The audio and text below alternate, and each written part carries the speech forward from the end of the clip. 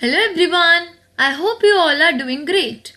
Welcome back to our channel AglaSem Schools. Today in this video, I will be covering chapter 4 of class 10 science, that is carbon and its compounds. So let's discuss question and answers. Here question number 1 says ethane with the molecular formula that is C2H6 has, answer is B, that is 7 covalent bonds. Further, question number 2 says butanon is a 4 carbon compound with the functional group. Answer is cation. Further, question number 3 says while cooking, if the bottom of a vessel is getting blackened on the outside, it means that, answer is B, the fuel is not burning completely. Further, question number 4 says explain the nature of a covalent bond using the bond information in CH3Cl. Answer is covalent bond is formed by sharing of electrons so that the combining atoms complete their outermost shell. In CH3Cl, C we have 6 and H we have 1 and Cl we have 17, and their electronic configuration is C2, 4, H1 and Cl we have 2, 8, 7. So here 3 hydrogen atoms complete their shells by sharing 3 electrons, 1 electron each of carbon atom. Chlorine completes its outer shell by sharing its 1 out of 7 electron with 1 electron of carbon atom. Thus, a carbon atom shares all its 4 electrons with 3 hydrogen atom and 1 chlorine atom and completes its outermost shell, and single covalent bond are formed in CH3Cl. Further, question number 5 says draw the electron dot structures for ethanoic acid, propanone, H2S and F2. So guys, this you can do it yourself. Now, question number 6 says what is a homologous series? Explain with an example. Answer is homologous series. A homologous series is a group of organic compounds having similar structure and similar chemical properties in which the successive compounds differ by CH2 group, and the characteristics are: first, all members of a homologous series can be represented by the same general formula.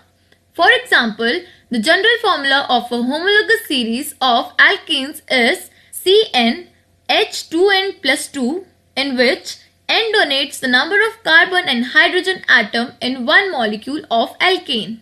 Second, any two adjust homologous differ by 1 carbon atom and 2 hydrogen atom in their molecular formula. Third, the difference in the molecule masses of any two adjacent homologous is 14U. Fourth is, all the compounds of homologous series show similar chemical properties. And the fifth one is, the members of a homologous series show a gradual change in their physical properties with increase in molecular mass. For example, the general formula of the homologous series of alkane is CnH2n plus 2, in which N denotes the number of carbon atoms in one molecule of alkane. Further, question number 7 says, how can ethanol and ethanoic acid be differentiated on the basis of their physical and chemical properties? Answer is, first, let's talk about difference on the basis of physical properties. So here is a table in front of your screen. It shows 3 columns. First, property, second, ethanol, and the third one is ethanoic acid.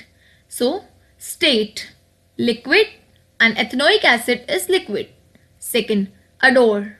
Here, ethanol is sweet smell and the ethanoic acid will be vinegar-like smell. Third property is melting point. Here, ethanol is 156 K, whereas ethanoic acid is 290 K. And the fourth property is boiling point.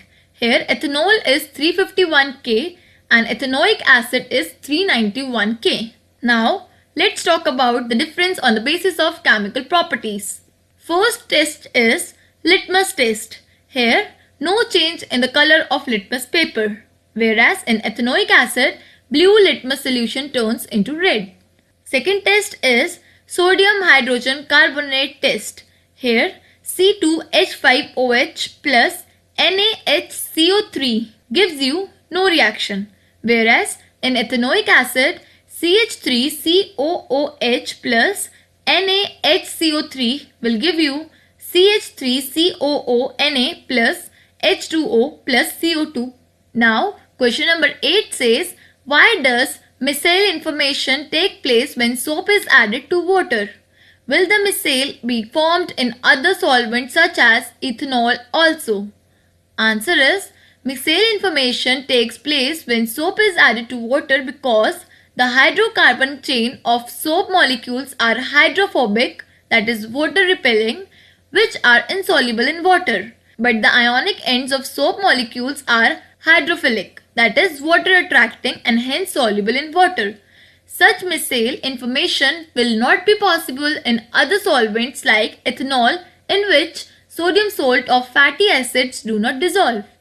Now question number 9 says, why are carbon and its compounds used as fuel for most appliances?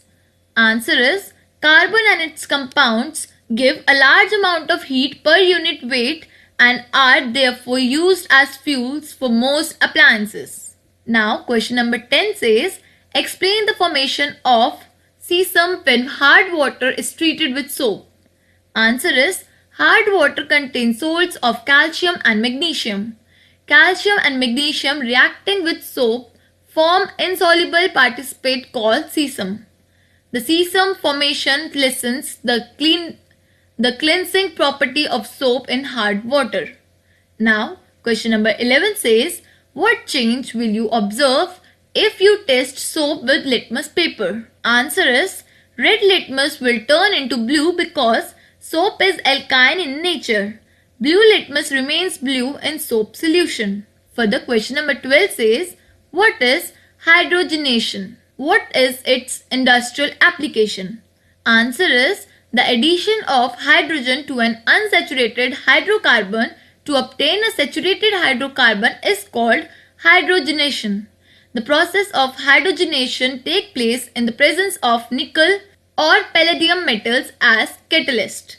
And applications are, the process of hydrogenation has an important industrial application. It is used to prepare vegetable ghee or vanaspati ghee from vegetable oils. Now question number 13 says, which of the following hydrocarbons undergo addition reaction? Answer is, additional reaction take place only in unsaturated hydrocarbons. So additional reactions take place only in C3H6 and C2H2. Further question number 14 says, give a test that can be used to differentiate chemically between butter and cooking oil. Answer is, butter is a saturated carbon compound while cooking oil is an unsaturated carbon compound.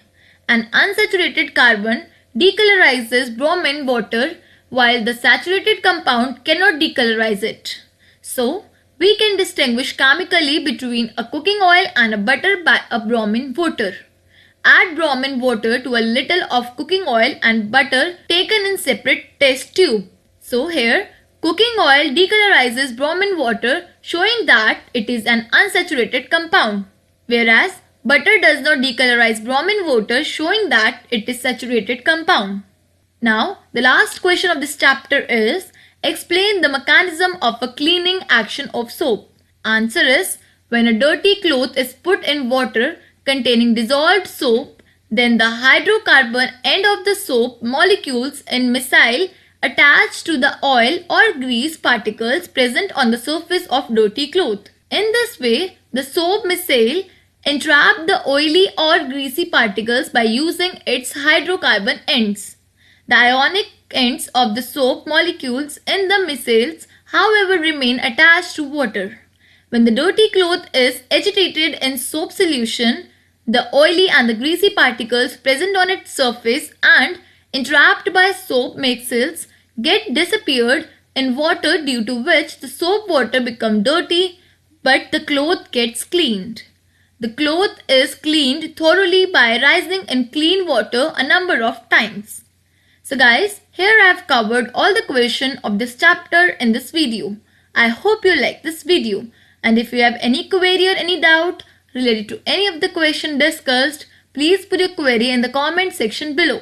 For more such NCERT solutions, keep watching and do not forget to subscribe our channel AglaSem Schools. And do not forget to wear a mask and take good care of your health.